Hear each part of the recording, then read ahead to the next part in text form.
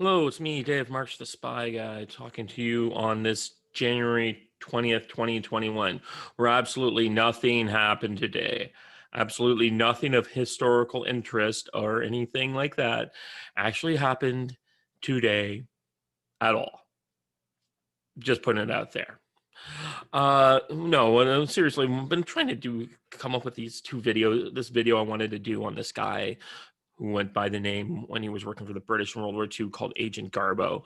And I've been like trying to think about how to talk about that. And I was just like, you know what? I need to go back and actually explain why he was so significant by explaining to you Operation Double Cross, which is the how the British basically turned every German agent in England over to their side and then promptly led to them basically conning all German intelligence during World War II. Now, I shouldn't say all of it. They did. German intelligence had some successes and stuff, but the Operation England was particularly bad. So I'm just kind of. I've written about this for World at War magazine. I'm going to my locals where I have all my issues. Sorry. List of everything I can find I've ever written. Where is it here? World at War number 15, I wrote about the war between MI5 and German intelligence, Double Cross. So if you want to dig up that magazine, you can find it there. I really hate these two things here. Anyways, so just wanted to really talk about the situation. In the lead up to World War II, the Germans spent a great deal of time preparing for what they thought was a war against France and Britain. So they inserted a whole bunch of agents into places like Belgium, the Netherlands, Denmark, and Norway, in the idea that these neutral nations would be the perfect place to use for intelligence gathering operations, since like in the First World War they would be not invaded or overrun in like 6 weeks, but would be perfectly good neutral areas for them to investigate that kind of stuff. In the end, though, within, of course, 1940 happens, they overrun all those countries, and suddenly German intelligence is like, oh, what do we do now? We don't have any spies in England. So we're going to we're going to recruit some people. We're not going to get any hardcore Nazis in here because we want some people to fit in. We're going to send in some guys disguised as refugees into England. We're going to drop some guys off by submarine. We're going to drop in some paratroops, and those guys are going to be spies for us. Especially since they'll have no ideological loyalty to the thing, because we don't want ideological loyalists. They'll be like picked up almost immediately when they say Hail Hitler. But turns out rather quickly, almost all of these agents are captured, rounded up, or brought over to controlled by British. And since they weren't ideologically motivated, when the British said, well, you can either work for us or we can hang you, they said, work for you? How does that work? And what ended up happening is that you would have a German spy working for the English, who would then who had a case officer, and they were there to mine these people and make sure that they communicated back to the German handlers. Now, in Germany, the Abwehr, which was the military intelligence of the German army for the most part, was running this stuff. They had a lot more success on the counterintelligence side of things, which is where you're capturing enemy spies, like the British were doing to the Germans, and then using those spies to feed back. But I'm just going to talk about the British doing it this time. So the British ended up bringing these guys in and sending them down and starting giving them information to feed to the Germans, because they wanted. What happens is you find out a great deal of information about what your opponents want to know by just communicating with them via their agents. They're going to send their agents a list of questionnaires by radio traffic, and the British can look at these things and like, ooh, so that's what the Germans want to know. So this is telling us what they're planning. This is what's going to tell us what we're going to do. And we can manipulate them in ways to our advantage. Well, they also decide whether or not they're going to feed them But if you really want to keep these guys on side, you have to decide what you're going to feed them. They call this chicken feed. And this chicken feed would be information that would be what you want to know. One good example of chicken feed that the British didn't mind was the Royal Air Force didn't mind telling the Germans where their air bases were. They won't, in the British Royal Air Force's mind, we'd rather they bomb our air bases where we got fighter planes, we got air defense guns, than them bomb London or Coventry or civilian population centers. We'd rather they attack us where we could defend ourselves, but also we're the soldiers. We're getting paid to get shot at, not the people in London. So you had that happen. You had other things. You're like, we don't mind letting the Germans know about where powerful convoys are, because then they'll come out and attack those convoys and we'll be ready for them. We don't mind having all this information just kind of figured out. They created a committee whose job was to decide what information you could give to the Germans and what the Germans could not have. This all led incredibly to what I was going to bring into some things. I believe there was Agent Tricycle, was one German agent, and he was sending information right up until 1945, when the German Abwehr headquarters was overrun in Hamburg, and he but had some fun times where they were like, to prove that these guys were bona fides, they'd send complaints to their leadership. They'd complain that they weren't getting paid. They would arrange for things to happen. When this guy Tricycle, he sent information to the Germans saying, well, I'm not going to send you any more information until you get me some money. And so they had the Japanese ambassador meet, or one of the guys from the Japanese embassy, meet this guy on a bus in London, MI5 taking all the photos, to send him over some currency in order to, very hard to get British pound currency at this time, in order to get this guy paid. And then he messages the Germans back saying, thanks for paying me. Now I'm going on vacation for 2 weeks. And that meant, but on the other hand, if you're the German intelligence officer, you got this, you're like, oh, thank God I got that guy's money. And oh, that asshole, he's taken off for 2 weeks. But you're not going to think to yourself, he's been clearly compromised by the British, because they would never want us to not know. They would want to be constantly sending information. They wouldn't let him get away with complaining about not getting paid. That'd be crazy. Who does that? Well, the British did do that kind of thing. There was one thing I was going to get into, a guy named Agent Garbo. And he's this Spanish patriot guy, and he hates the Germans, he hates the fascists, and he goes to the British and he says, hey, I hate these guys, I'm a perfect spy for you, you need to hire me as an agent. And they're like, buddy, you got nothing to offer us. Why? You're not connected to the Germans in any way. Why would we do anything with you?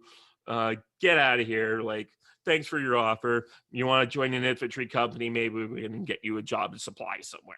And the guy's like, oh, well, screw you, I'll go off. And he goes off and he goes to the Germans and he says, Germany, I have a network of intelligence assets in England, 4 or 5 people who hate Britain and the British Empire, and they're going to send me, I could connect you with them, you just have to pay me. And the German officers who are going to get promoted and paid and money based on the kind of quality intelligence that they're getting were like, oh, well, I got this new guy who's coming in here. He's offering me 5 agents in all England. I'm not going to spend a lot of time looking into this. I'm not going to see if this guy's some sort of con artist. So yeah, I signed him up and I just wanted to see what he produced. And suddenly this guy goes back to his home and with a London travel book and some guides and a copy of Jane's Navy, starts making up stuff.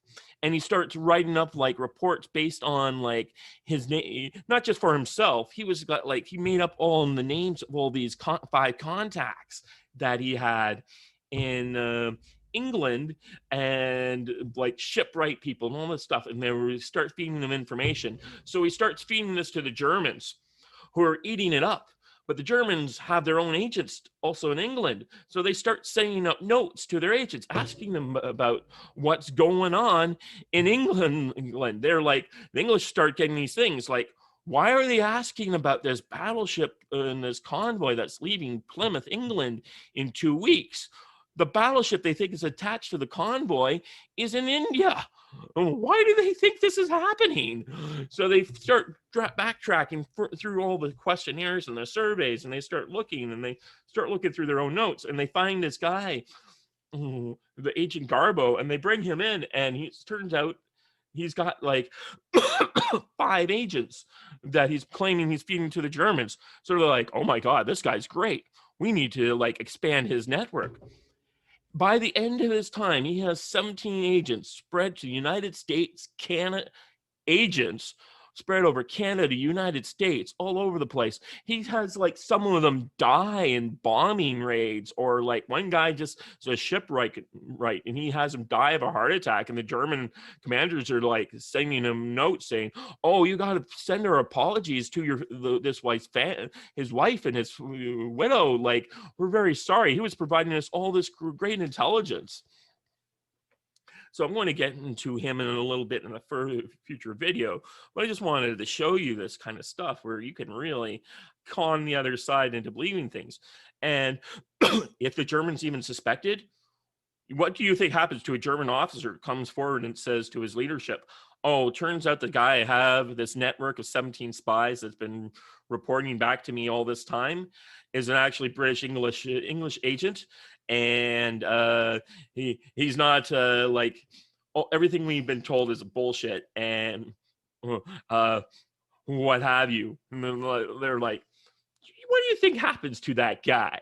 You think he gets promoted ever again? You think he ends up in a work camp? You think he ends up commanding a trench in Russia?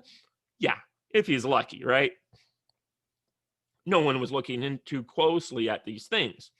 So what ended up happening is that the head of Double Cross, and they were working with the British High Command, and they say, okay, it's all well and good to be like feeding the Germans some false information, giving them little bits and pieces, but like we should do something really significant with this.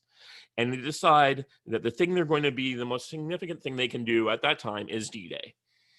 And in the lead up to D-Day, we've all watched those videos of like the fake army commanded by Patton, and it's got like rubberized dummies and all that other stuff that the Germans were doing aerial recons, and they like one day they realized they had a tank pointing the wrong way, so they ran out, flipped the tank, and the rubber wooden tank, and they turned it to face the right way. So they started this first. It was called the First U.S. Army Group, and it had a bunch of American divisions and a bunch of British divisions attached to it with false names and commanders. And so the British double cross system basically started feeding their information to Germany about the composition of this group, and they would start setting up signals and division insignia and the names of the commanders, and all this stuff would start feeding into German intelligence. And German intelligence, completely blind at this time, is really reliant on this stuff, because you can't like they're having plane shortages because the Eastern Front is going so badly, so they can't get as many recon flights, and they're only relying on these guys who are giving them gold intelligence.